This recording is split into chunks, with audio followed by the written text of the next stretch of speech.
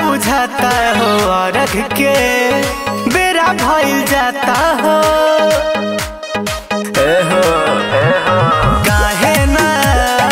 तहरा बुझाता हो अर्घ के बेरा भइल जाता हो। आवहन हमर श्रीमती आवहन हाले श्रीमती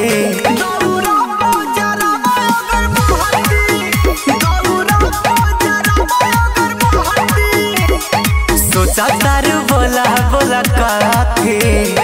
सोचा तारू बोला बोला काथी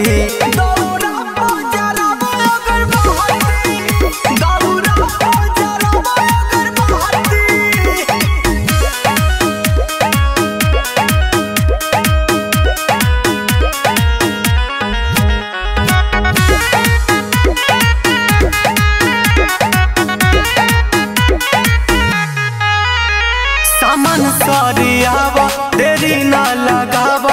सुनो ये धनिया है ने तू आवा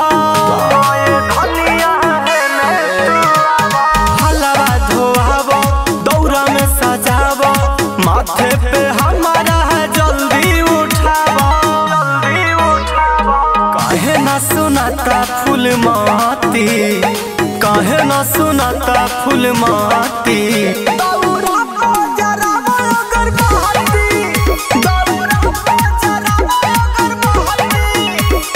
सोचा तारू बोला बोला काथी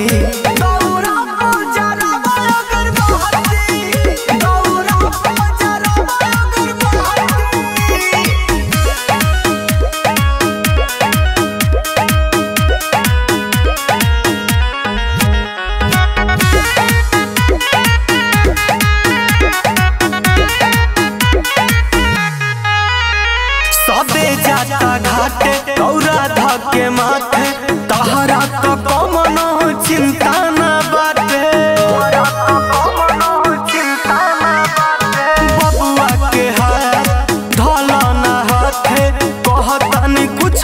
तो लागतारू डाटे पूछे धीरज सोचा तारू काथी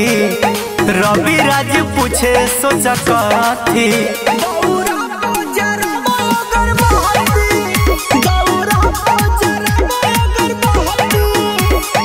आवहन हमर श्रीमती